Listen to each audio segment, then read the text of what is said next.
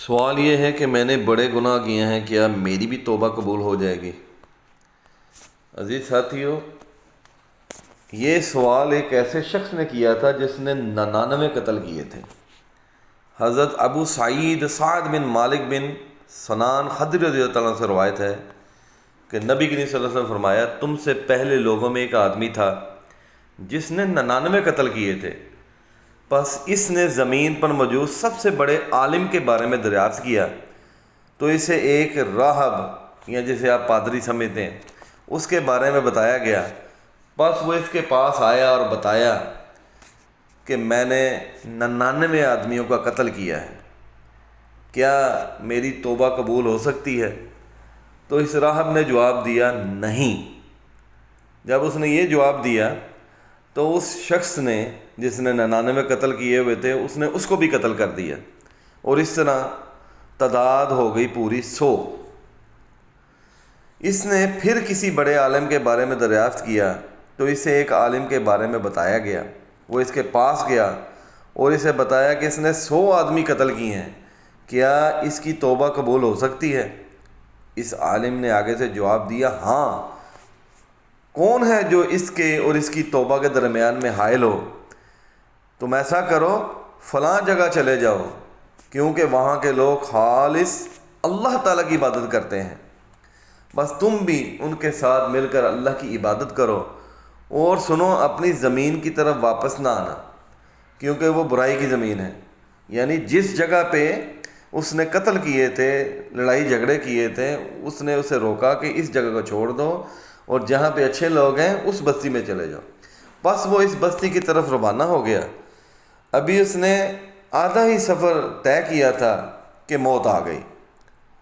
اب اس کی روح قبض کرنے کے لیے وہ فرشتے جو تھیلے کے اندر روح کو لے کے جاتے ہیں، تو رحمت اور عذاب کے فرشتے جو تھے وہ دونوں ہی آ گئے اور ان کا آپس میں جھگڑا شروع ہو گیا۔ رحمت کے فرشتوں نے کہا، یہ تو تائب ہو گیا تھا اور اللہ کی طرف دل کی توجہ سے آیا تھا، ہم اس کی روح قبض کریں گے، یعنی ہم اس کی روح ساتھ لے کے جائیں گے۔ تو عذاب والے فرشتوں نے کہا، اس نے کبھی نیکی اور بھلائی کا کام تو کیا ہی نہیں اور جہنمی ہے، یعنی کہ اس لیے ہم اس کو لے کے جائیں گے۔ بس ایک فرشتہ آدمی کی شکل میں ان کے پاس آیا تو انہوں نے اسے اپنے درمیان حاکم بنا لیا، یعنی فیصلہ کرنے والا بنا لیا۔ اس نے کہا، دونوں زمینوں کی درمیانی مسافت کی پیمائش کرو، وہ ان دونوں میں سے جس کے قریب ہوگا وہ اس کا حکم ہوگا۔ یعنی اگر یہ جہاں پہ اس نے بدی کی ہے تو برائی والی جو علاقہ ہے، اگر یہ اس کے زیادہ قریب ہے تو جہنم والے فرشتے اس کو لے جائیں گے، اور اگر جس بستی کا اس نے قصد کیا ہے، فیصلہ کیا ہے بھلائی والی، نیکی والی بستی کی طرف جانے جہاں پہ نیک لوگ ہیں، اگر وہ ادھر زیادہ قریب ہے تو پھر وہ والے فرشتے رحمت والے اس کو لے جائیں۔ جب انہوں نے اسے ناپا تو اس کو اس زمین کے زیادہ قریب پایا جس کی طرف جانے کا اس نے ارادہ کیا تھا، تو رحمت والے فرشتوں نے اس کی روح کو قبض کیا۔ اسی طرح اور یہ متفق علیہ، یعنی صحیح مسلم بخاری میں حدیث ہے، مزید اور احادیث بھی ہیں اس کے اوپر، جس میں ایک اور حدیث میں وضاحت ملتی ہے کہ یہ ابر زیادہ برائی والی زمین کے قریب تھا، تو اللہ سبحانہ و تعالیٰ نے نیکی والی زمین کو سکیڑ دیا اور اس کو پھیلا دیا، تو یہ اس بستی کے زیادہ قریب ہو گیا جہاں پر اللہ کے نیک بندے تھے۔ تو عزیز ساتھیو، اللہ سبحانہ و تعالیٰ کی رحمت کے کیا کہنے ہیں۔ ہم اللہ تعالیٰ سے کبھی بھی ہمیں نا امید نہیں ہونا چاہیے، وہ تو بڑا ہی غفور الرحیم ہے۔ کتنی بڑی مثال ہے یہ پرانے لوگوں میں سے ایک کی۔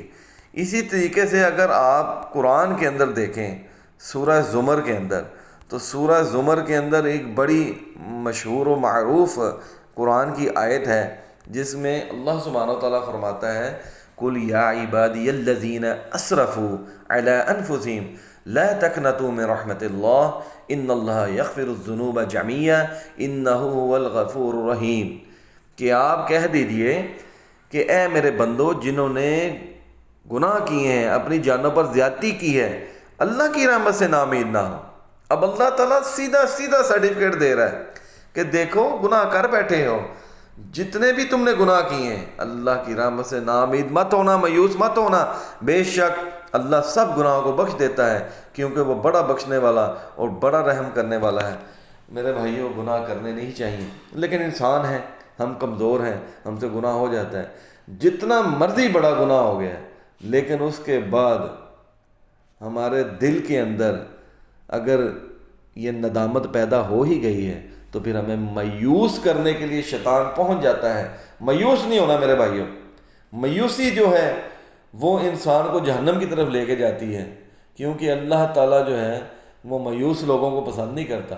اللہ تعالیٰ ان کو پسند کرتا ہے جو اللہ پر یقین رکھتے ہیں، اللہ پر اعتبار رکھتے ہیں، اللہ سبحانہ و تعالیٰ کو ہر حال کے اندر قادر سمجھتے ہیں۔ تو ہمارا یہ ایمان ہے کہ اللہ سبحانہ و تعالیٰ کو ہم اس بات پہ قادر سمجھتے ہیں کہ وہ علی کل شیء قدیر ہے، ہر چیز پہ قادر ہے۔ اسی طرح وہ دنیا کے اندر بڑے سے بڑے گناہ گار کو معاف کرنے پر قادر ہے۔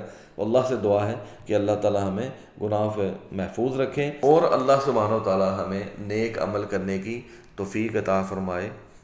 وآخر دعوانا الحمد للہ رب العالمین۔